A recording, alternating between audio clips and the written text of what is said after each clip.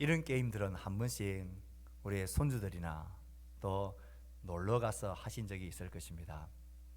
동전을 쌓기 놀이, 아니면 컵을 쌓아 올리는 그런 게임과 놀이들 말입니다. 쌓아 올리는 데는 시간과 집중과 노력이 필요합니다. 하지만 쌓아 올린 것이 무너뜨려지는 것은 한순간이고 너무 쉽습니다. 한번 턱 부딪히기만 해도, 하나만 흔들기만 해도 무너져 버립니다.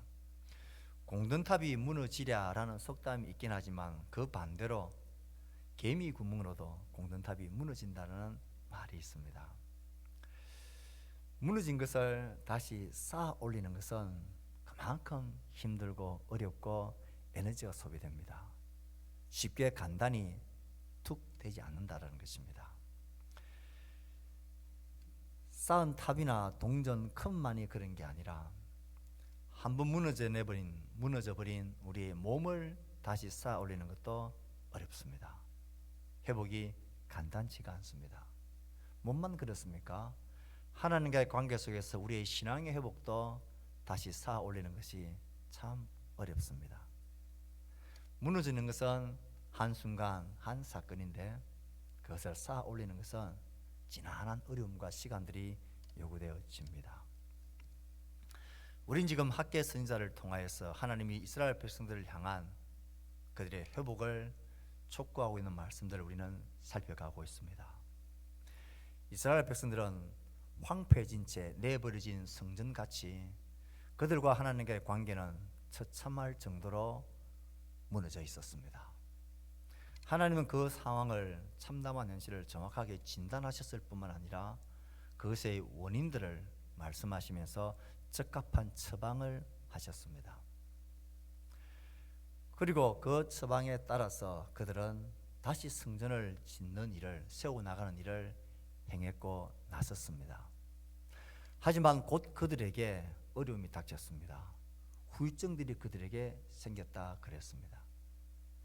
우리가 손으로 짓고 온 이 성전이 너무 보잘것없고 아무것도 아닌 것처럼 보이는 이 자괴감이 그들을 힘 빠지게 만들었고, 그들은 거의 손을 놓아버린 상태 속에 떨어져 있습니다. 그래서 2장 1절에 들어가면 하나님이 그들을 찾아오시죠. 그들에게 말씀하시며 이 후유증에 시달리고 있는 그들을 격려하시며 회복시켜 다시 성전을 재건하는 일에 나서도록 그들에게 위대한 약속을 하셨습니다.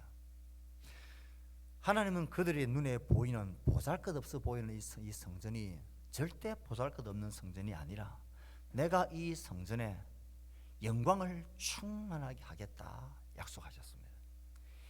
이전 영광보다 훨씬 더 크고 놀라운 영광으로 내가 이 성전을 충만하게 채우겠다 하셨습니다. 놀라운 영광뿐만 아니라 너희들이 그토록 갈구하고 바랬던 평강을 내가 주겠다 약속하셨습니다. 그들은 이 하나님의 위대한 약속의 말씀을 듣고 받았습니다. 영광과 평강이라는 이 놀라운 약속이 그들에게 들려졌습니다. 그 이후 그들의 삶과 모습은 어떻게 되어졌을까요? 그것을 오늘 본문에서 말하고 있습니다.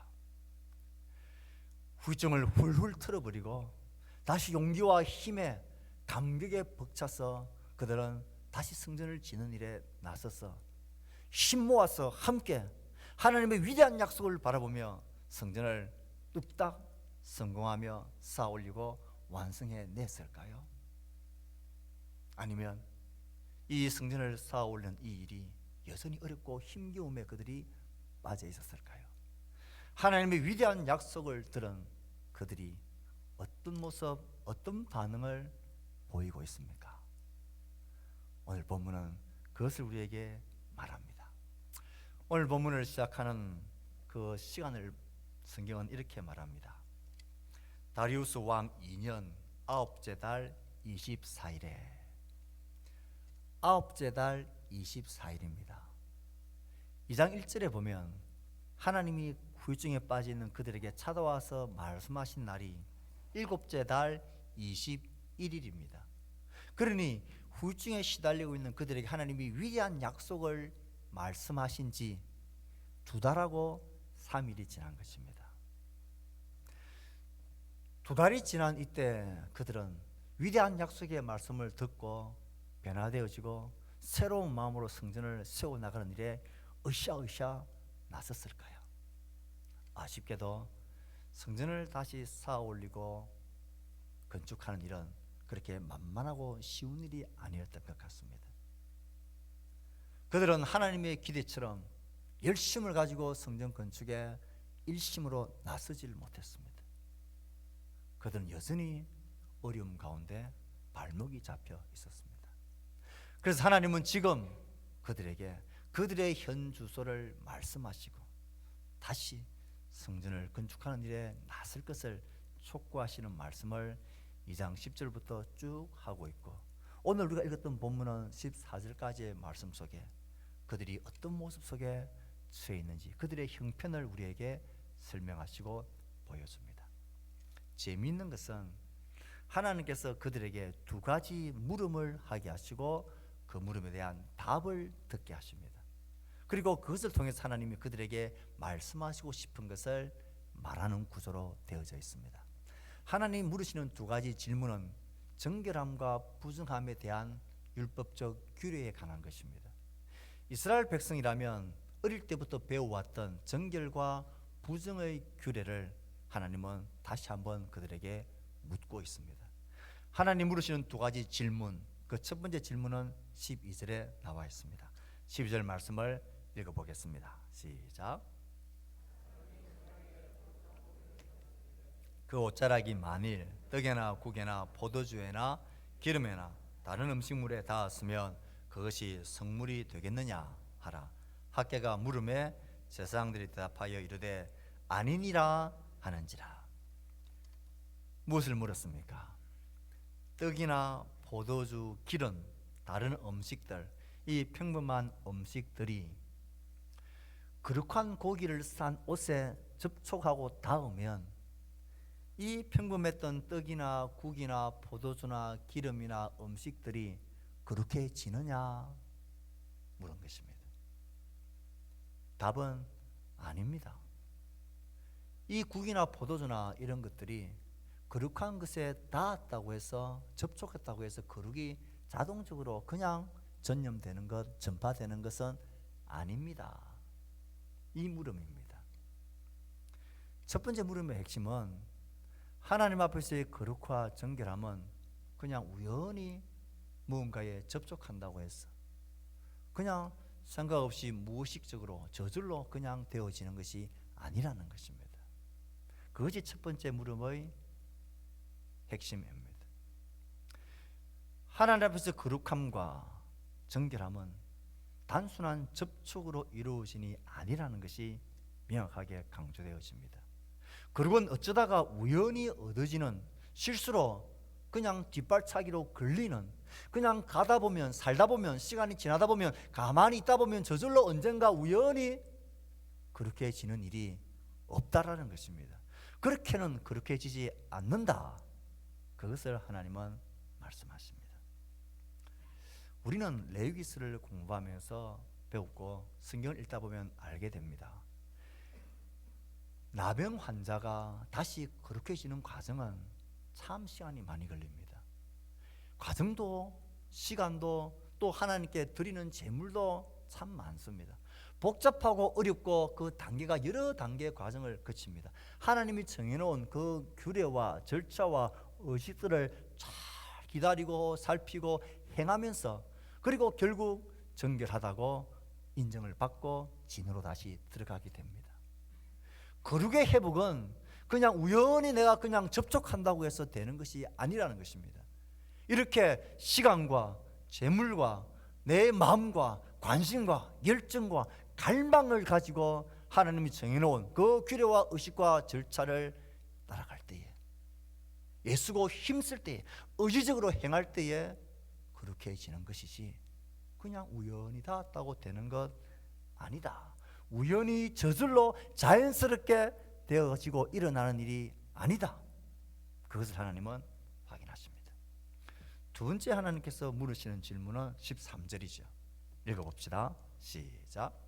학개가 이르되 시체를 만져서 부정하여진 자가 만일 그것들 가운데 하나를 만지면 그것이 부정하겠느냐 하니 제사장들이 대답하여 이르되 부정하리라 하니라.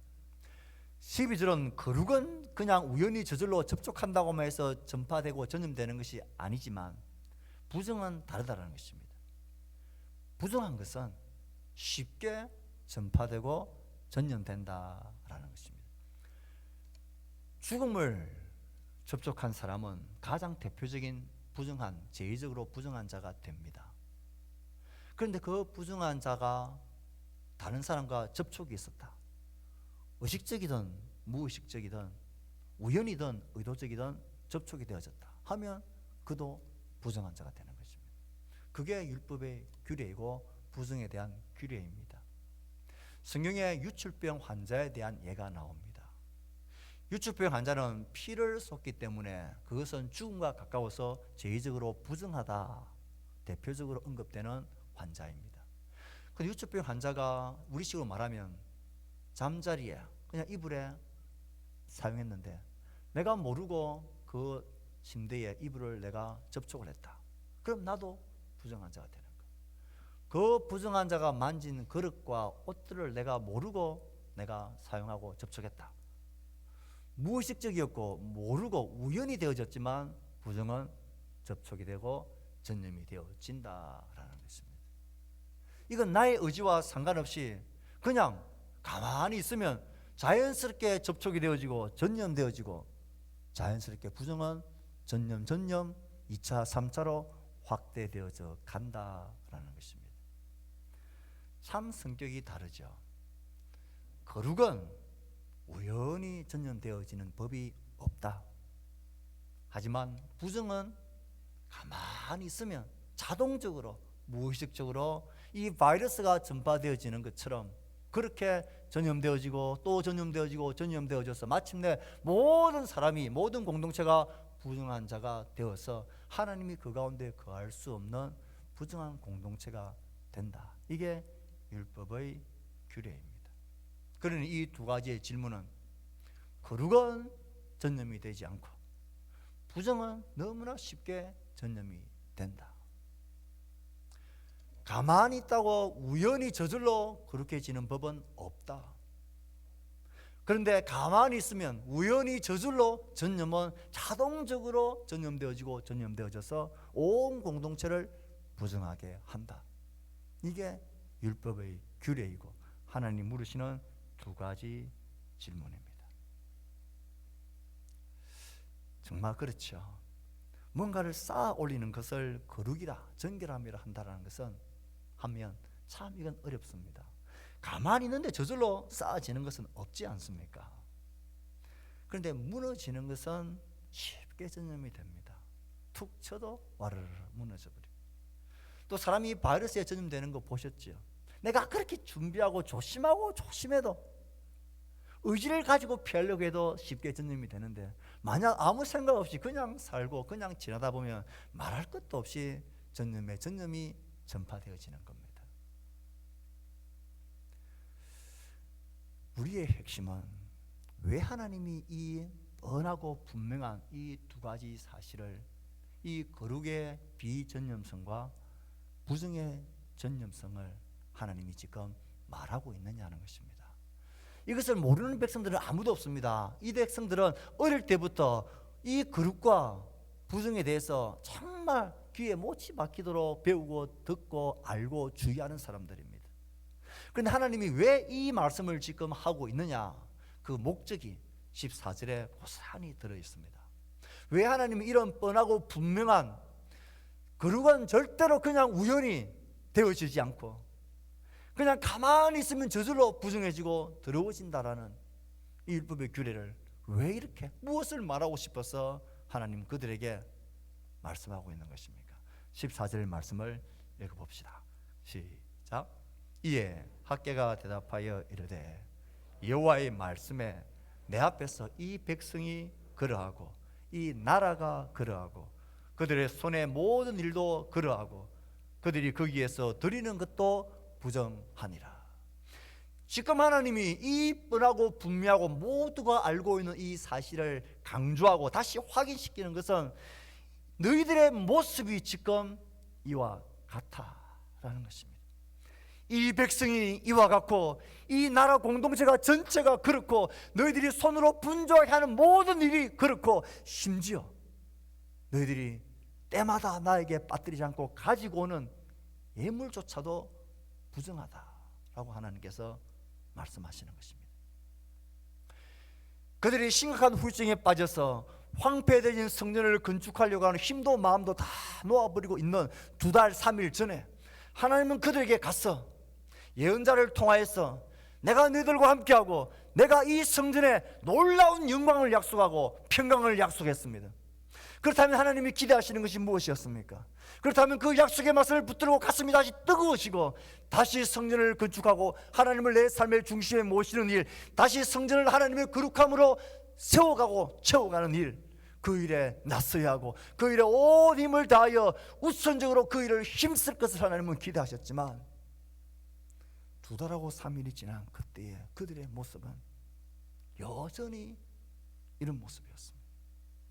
다시 그들의 황폐해진 성전을 세워나감으로 우리 속에 부정한 것을 다시 거룩함으로 하나님을 모시고 하나님을 섬기는 거룩한 하나님의 백성의 본질적인 존재로서의 우리의 회복을 위해서 그들은 나서지 않았습니다. 그냥 이렇게 살다 보면 어느 날 시간이 지나다 보면 하나님이 뭐 답답하시면 자동적으로 우리 가운데 거룩함과 정결함이 채워지겠지. 뭐 우리가 답답하나 하나님이 답답하시지. 그렇게 시간이 가다 보면 우리가 다시 정결해지겠지. 다시 우리 속에 하나님의 임재가 가득해지겠지. 그들은 그렇게 생각하면서 이 거룩을 향한 거룩하신 하나님 앞에서 거룩한 하나님의 백성으로서의 그 정결함과 본질을 회복하기 위한 어떤 노력도 힘씀도 갈망도 애씀도 없이 그냥 이렇게 살다 보면 우리가 거룩해질 수 있지 않겠나, 다시 하나님의 백성의 본질로서 우리가 충만해지지 않겠나, 그렇게 생각하고 있었다. 마치 이런 국과 포도주나 떡이 그냥 우연히 속된 말로 재수 좋게 이 거룩한 것을 산 옷에 턱 한번 닿으면 자동적으로 우리 가운데 거룩이 회복되지 않겠나. 그들은 그렇게 생각하고 2달의 시간을 지나가고 있었던 것입니다. 너희들 거룩이 그렇게 되는 것 봤니? 너희들 알고 있지 않느냐? 그냥 접촉하고 닿았다고 해서 우연히 그냥 저절로 거룩해지고 정결해지는 법, 그런 것은 없다라는 것을 너희들이 알고 있지 않느냐? 그런데 지금 너희들의 모습이 그와 같다라는 거예요. 다시 용기와 힘을 내지 않고 그냥 그대로 우연을 바라고 여행을 바라고 그냥 이렇게 살다 보면 언제가 자연스럽게 우리 속에 거룩이 회복되지 않겠나. 그런 일은 일어나지 않는데 너희들이 지금 그렇게 너희들이 살고 있다는 것입니다. 너희들의 모습을 보라는 것입니다. 이 백성이 그러하고 이 나라가 그러하고 그들의 손의 모든 일도 그러하다. 그들은 여전히 자기의 집을 편백하는 일에, 그리고 각자의 자기 집을 세우는 일에 발빨랐습니다. 1장에서 말씀하신 그들의 모습을 자신의 손으로 하는 모든 일, 떡과 포도주와 기름과 모든 음식들을 채우고 그것을 준비하는 일에 발빠르면서, 언제가 우리가 우연히 거룩해지지 않겠냐, 이렇게 사는 것도 힘든 세상인데, 그런데 그렇게 되는 일은 없다라는 것입니다. 너희들이 만약 그렇게 있으면 너희 자신도 부정해지고 너희의 이웃도 부정해지고 이 나라가 부정해지고, 너희들이 그렇게 분주하게 먼저 챙기고 행하는 그 모든 손으로 하는 모든 일이 나 앞에서 부정해지고 부정해질 뿐이고, 심지어 너희들이 그렇게 하면서도 종교적인 의무는 꼬박꼬박 하지, 나에게 예물을 가지고 와서 드리지. 우리가 그래도 이 바쁘고 분주하고 공고한 삶 중에서도 하나님께 할 바는 우리가 합니다. 도리는 다 합니다. 그러니 하나님도 우리에게 할 바를 하십시오. 그런 식으로 너희들이 종교적인 의무는 다 하지. 그런데 그게 나는 부정하다. 나를 향한 성전을 회복을 향한 하나님을 중심으로 사랑하는 믿음과 하나님 없이는 안 되겠다는 그 마음들, 하나님의 말씀이 약속의 소망이 나에게 소망으로 나의 가슴을 뛰게 하고 그 말씀을 따라 내 삶을 움직여 나가는 그런 내 앞에서 정결한 삶을 향한 몸부림이 없이 그냥 시간만 되고 때만 되면 내 할 도리만 꼬박꼬박 다 하고 있는 그것으로 너희들은 정결해질 수 있다고 생각하시. 그런데 내 눈에 보기엔 이 모든 것들이 다 부정하다. 너희들의 처지가 지금 그렇다라고 말씀하십니다. 이 하나님의 말씀을 가만히 읽고 생각하다 보면 지금 하나님이 우리의 모습을 보면서 나를 보고 우리 공동체를 보고 내가 손으로 수고하고 바쁘고 챙기는 모든 일들, 내가 주일이면 꼬박꼬박 예배 자리에 나오고 성도로서의 할 도리를 꼬박꼬박 다 하고 있는 것, 이것을 보면서 우리는 이 정도로도 얼마든지 괜찮다고 생각합니다. 이 분주하고 바쁜 삶 가운데서 이거라도 하는 게 어디냐? 이것을 내가 챙기지 않으면 이 세상이 나의 것을 누가 챙겨주냐? 내가 먼저 나의 것들을 챙기고 나의 살 길을 열어놓고 내가 이것들을 먼저 채우지 않으면 누가 나의 집에 살뚝을 채워주고 누가 내 삶의 길을 열어주고 누가 내 삶의 피난처와 보장과 안전이 될 수 있느냐? 이렇게 공고한 삶 가운데서도 예수가 열심히 사는 것 누가 나에게 손가락질 할 수 있느냐? 목사님, 우리가 이렇게 열심히 살고 있습니다. 이렇게 예수고 살고 있습니다. 그러면서도 예배드리고 그러면서 하나님께 헌금하고 교회를 섬기는 일, 이건 보통 일이 아닙니다. 예, 충분히 공감이 되어집니다. 하나님도 우리의 삶을 보시며 그렇게 보실까요? 내 삶 마음 깊은 곳에 성년된 나 자신이 하나님 내 삶의 주인으로 하나님 중심적인 그 하나님을 사랑하고 그 하나님의 영광과 말씀으로 나 자신을 채워가는 이것 도외시 않지. 우리의 삶에 분주하고 바쁘고 떡과 기름과 곡식과 음식물을 마련하고 살기 위한 이 삶 가운데서 단지 열심히 사는 것이 우리를 하나님 앞에 정결함으로 세워줄 수 있을까요? 하나님에 대한 마음과 사랑과 진실한 고백 없이 종교적인 의무를 꼬박꼬박 다하는 것, 그것이 하나님은 감동하시고 감격하시고 우리에게 그의 도리를 그냥 하실 수밖에 없는 그런 분이실까요? 도대체 하나님께서 보실 때의 정결함이란 무엇입니까? 하나님께서 보실 때 하나님 백성의 본질의 거룩함이란 무엇입니까? 하나님이 내 삶의 변두리가 아니라 내 삶의 중심에, 그것도 가장 먼저 내 마음 중심에 자리하고 있는 것입니다. 그리고 그의 말씀이 들려지는 하나님의 말씀이 내 삶을 움직이는데 영향을 미치는 것입니다.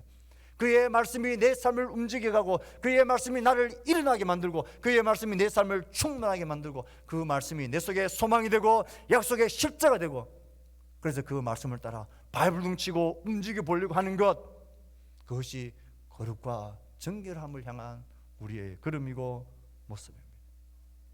사랑하는 성도 여러분, 어떤 예물로 얼마만큼의 횟수로 꼬박꼬박 종교적인 의무를 다하고 있느냐, 여기에 하나님은 감동하지 않으십니다. 얼마나 우리가 나의 떡과 곡식과 기름과 음식물을 마련하기 위해서 이 공고한 삶에서 얼마나 남들보다 더 열심히 사느냐, 이것은 우리 하나님의 백성들의 본질이 아닙니다. 중요한 일이긴 하지만 가장 먼저 우선해야 될 일, 본질은 아닌 것입니다. 이 백성들에 있어서 자신들이 가장 먼저 행해야 될 일은 자기의 집을 편백하고 각자의 집을 세우는 일에 발빨랐습니다. 그것이 그들의 눈에는 가장 먼저 해야 될 일로 보였습니다. 하나님, 이 곤고한 삶 가운데서 이렇게 열심히 사는 것, 이것 아무나 하는 것 아닙니다. 우리가 누구 좋아라고 이렇게 열심히 살아갑니까? 이렇게 열심히 살아가면서 하나님 앞에 드릴 바를 드리고 섬기는 것, 이것 하나님 쉬운 일이 아닙니다. 하나님, 내가 이렇게 열심히 사는 것, 이것 아무나 할 수 있는 일이 아니십니다. 예, 그렇습니다. 그것도 소중하고 중요한 일이지만 하나님의 백성에게서 가장 먼저 해야 될 일이 있습니다. 그들은 성전이 황폐해진 채 버려진 채로 자기의 집을 짓고 떡과 국과 기름과 포도주를 쌓아가고 채워가는 일을 가장 긴급한 일이라고 생각했고 그것에 힘썼습니다. 이렇게 살면서 종교적인 의무를 꼬박꼬박 다 하다 보면 언젠가 자연스럽게 하나님의 임재와 거룩의 본질이 우리 가운데 그냥 저절로 어느 날 시간이 되면 회복되어지지 않겠나. 하지만 거룩의 회복은 그렇게 되는 것이 아니었습니다. 그렇게 살다 보면 이 부정이 내 속에서 전염하고 내 이웃에게 전염되어지고 우리 공동체에 전염되어지고 우리가 손으로 열심히 그렇게 수고하며 사는 일조차도 손으로 행하는 모든 일도 하나님 눈에는 부정해지고, 그리고 그렇게 꼬박꼬박 드리는 것 예물조차도 하나님 눈엔 부정하다 말씀하십니다. 너희들에겐 하나님의 일은 있지만, 하나님께 드리는 예물은 있지만 너희 마음 중심에 나를 향한 사랑이 없네. 나의 말씀이 너희의 중심엔 아무 영향을 미치지 않네.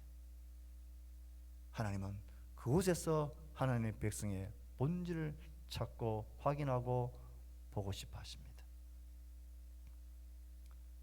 사랑하는 성도 여러분, 그들이 심각한 후유증에 빠져 있을 때에 하나님은 선지자 학개를 보내셔서 내가 너희들과 함께 하겠다. 이 영광을 나의 영광으로 가득 채우겠다. 이전 영광보다 훨씬 큰 영광으로 이 보잘것없어 보이는 이 전을 내가 채우겠다. 이곳에 내가 평화와 평강을 약속하셨습니다. 하지만 이 하나님의 말씀은 그들에게 아무런 영향력이 없었습니다. 그들은 여전히 떡과 곡식과 포도주와 기름을 먼저 챙기는 데 발빨랐습니다. 1장에서의 그 모습 그대로의 상을 벗어나지 못했습니다. 그만큼 그들의 상한 처왕이 힘겹고 어려웠습니다. 한번 무너져버린 그들의 심령과 하나님의 관계의 회복은 그렇게 한 번의 감동으로, 한 번의 감격으로, 한 번의 도전으로 그렇게 뚝 세워지지 않았습니다. 그래서 하나님은 그들에게 오셨어요. 왜 너희들은 거룩을 향한 하나님 백성으로서의 본질을 향한 이 몸부림을 너희들은 하지 않느냐. 그것을 토요시한 채 열심히 살면 살수록 더 부정해지고 더 부정한 것으로 나와 상관없는 너희의 인생을 계속해서 살아가게 될 거다. 그게 무슨 나의 백성이냐. 하나님 그렇게 말씀하시고 있는 것입니다. 사랑하는 성도 여러분, 하나님의 백성들에겐 많은 중요한 일들, 시급한 일이 있지만 가장 먼저 해야 될 일이 있습니다. 그 가장 먼저 해야 될 일에 우리가 손을 놓고 마음을 놓고 우선순위를 빼앗겨 버리면 이게 하나님 원하시는 거룩과 하나님 백성의 본질로 우리를 이끌어가지 않고 우리를 점점 너와 백성과 나라와 선언하는 모든 일과 심지어 종교적인 의무를 다하는 것까지도 하나님과 아무런 상관없는 부정한 것으로 하나님은 평가하시고 보십니다. 우리가 다음 주부터 계속 살펴볼 이 말씀은 정말 우리가 힘써 행해야 될, 먼저 행해야 될 일이 무엇인지, 그것을 위해서 우리가 무엇을 해야 되는지를 학교는 마지막으로 선포하고 있습니다. 하나님의 성도로서 우리의 심령이 황폐해진 채 버려진 채 하나님의 임재하심으로 그의 말씀으로 다시 채우지 않은 채 바쁘고 급한 일들, 분주한 일들, 그것을 먼저 행하면 그것은 우리를 정결함과 거룩으로 이끌어가지 아니하고 더 많은 부정과 더 만연한 만성적인 부정으로 우리를 이끌어가며 하나님 없이도 얼마든지 문제없이 살아가는 하나님 백성 아닌 자로 우리를 끌어가 버립니다. 무너지고 황폐한 것은 가만히 둔다고 저절로 세워지는 것이 아닙니다. 온 마음과 의지와 힘을 다해 하나님 향하여 달려가야 하고 기다려야 하고 살피고 갈망해야 합니다. 먼저 해야 할 것을 해야만 주님 앞에 우리의 삶이 거룩한 본질을 회복할 수 있습니다. 오늘의 말씀을 정리하면서 한 번쯤은 들어보았을 만한 시간관리 전문가가 청중 앞에서 한 강연의 내용을 짤막하게 소개하려고 합니다. 시간관리 전문가가 강연을 하기 위해 앞에 섰습니다. 그는 탁자 위에 입구가 넓은 항아리 하나를 딱 꺼내 올려놓았습니다. 그리고 준비해놓은 큼직한 돌들을 그 항아리 아구까지 넣을 수 있을 만큼 큰 돌들을 항아리 안으로 꾹꾹 담았습니다. 그리고는 청중들을 향하여 이렇게 묻습니다. 여러분, 이 항아리가 꽉 찼습니까? 청중들은 모두 네 라고 대답했습니다. 그러자 탁자 밑에서 자갈을 든 자루를 꺼내서 그 큰 돌 사이사이에 쑥 부으니 자갈이 스르르 들어갑니다. 그리고는 막 흔듭니다. 여러분, 이제 이 항아리가 가득 찼습니까? 선뜻 대답하지를 못했습니다. 미소를 지으면서 그는 모래가 든 주머니를 또 꺼냅니다. 그리고 모래를 그 자갈 사이로 싹 붓습니다. 그리고 또 이렇게 흔듭니다. 여러분, 이제 이 항아리가 가득 찼습니까? 반반입니다. 그러자 주전자에 물을 가득 넣은 주전자를 들고 하는 그 모래 같은 항아리 위에 쭉 물을 붓습니다. 물이 컬컬컬 안으로 들어가고 마침내 딱 차고 흐릅니다. 그리고는 묻습니다. 여러분, 지금까지 제가 한 이 행동에 담긴 핵심이 무엇일까요? 한 젊은이가 손을 반짝 들고 이렇게 대답합니다. 예, 우리의 시간과 스케줄이 아무리 촘촘하게 꽉 짜여 있어도 잘 궁리하고 조정하면 얼마든지 스케줄을 더 끼워 넣을 수 있다는 것을 가르칩니다. 강사는 미소를 지으며 고개를 흔들었습니다. 그건 진짜 핵심이 아닙니다. 이 행동 속에서 진정으로 배워야 할 교훈은 가장 큰 돌을 가장 먼저 넣지 않는다면 절대로 큰 돌을 이 항아리에 다 넣을 수 없게 된다라는 것입니다. 우리 인생의 가장 큰 돌은 무엇입니까? 큰 돌을 먼저 넣지 아니하면 나중에 이 큰 돌을 절대로 넣을 수가 없습니다. 여러분, 오늘 공사장을 이 험한 길을 올라오시면서 여러분 마음 많이 상하셨죠? 공사장 올라다 보면 나중에 마무리할 때 큰 돌들이 옆에 여러분 축대를 쌓기 위해서 쭉 있는 것 보셨을 것입니다. 공사를 하다 보면 무슨 축대를 쌓아 올리든 뭔가를 구멍을 메우든 간에 가장 먼저 하는 게 뭡니까? 큰 돌들을 기준 삼아 딱 넣는 것입니다. 그리고 작은 바위 돌들을 중간중간 사이에 끼워 넣어서 튼튼하게 딱 세웁니다. 가장 먼저 해야 될 일은 가장 큰 돌을 먼저 중심에 자리 잡게 하는 것입니다. 큰 돌을 먼저 넣지 아니하면 나중에는 어떻게 해서라도 큰 돌을 그 자리에 넣을 수가 없습니다. 하나님의 백성인 우리들에게 가장 먼저 해야 될 큰 돌은 무엇입니까? 우리의 마음과 우리의 삶과 손으로 수고하는 모든 것과 우리가 하나님께 드리는 모든 예배에 있어서 가장 먼저 행해야 될 것이 무엇입니까? 하나님을 내 마음의 중심에, 내 마음 자리에 하나님을 모시는 것입니다. 하나님의 말씀이 내 삶을 움직이도록 그의 말씀을 듣고 그 말씀으로 나를 채우는 것입니다. 이것을 먼저 하지 않으면 나중에 결코 그 자리에 하나님을 위치할 수가 없습니다. 저는 다니엘 기도가 쭉 진행되어지면서 이런 마음이 어느 날 쑥 들었습니다. 집에 아이가 열이 나고 아프면 어떻게 합니까? 일단 죽을 쑤어서 먹이고 그리고 약을 처방받아 와서 약을 먹게 합니다. 우리의 신앙생활의 어려움과 공고함과 하나님의 인도하심과 응답을 기다리고 구해야 될 많은 문제들이 우리 모두에게 있을 것입니다. 다니엘 기도의 이 시간은 하나님께서 자기의 공동체, 자기의 백성에게 찬송을 통하여 말씀과 간증을 통하여 우리를 처방하시며 우리에게 진단하시며 하나님의 처방전을 우리에게 말씀하시는 시간입니다. 이 말씀의 자리에, 할 수 말씀 이 자리에, 아니면 형편을 따라서 여러분들의 삶의 시간들 자리에 그 하나님의 말씀을 들으셔야 합니다. 그래야 우리가 무엇이 나의 문제이고 아픔이고 어떻게 하나님 나에게 하시기를 원하시는지 그 처방을 들어야 우리가 살고 회복할 수 있지 않겠습니까?